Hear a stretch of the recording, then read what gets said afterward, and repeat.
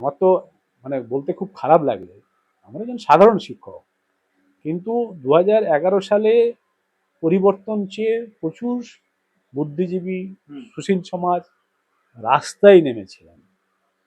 ঘরে বসে শুধু বিবৃতি দেননি, হোর্ডিংয়ে মুখ দিয়ে বিজ্ঞাপন দিয়েছিলেন।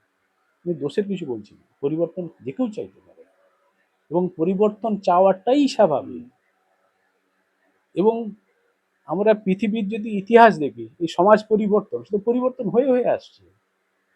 সমাজের কি কোনো পরিবর্তন হয় না? আজকে যোগাযোগ ব্যবস্থার কি কোনো পরিবর্তন হয়নি? সবই পরিবর্তন হচ্ছে।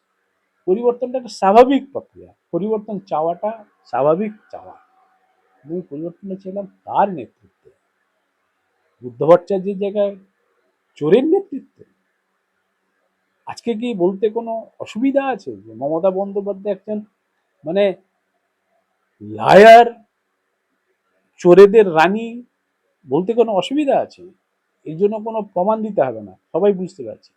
কিন্তু এদেরকেই পরিবর্তনের মাধ্যমে মাথায় নিয়ে আসার যারা দায়িত্ব নিয়েছিলেন, রাস্তায় নেমেছিলেন, হোর্ডিংয়ে মুখ দেখিয়েছিলেন, এবার তাদের কাছে গিয়ে জিজ্ঞেস করুন।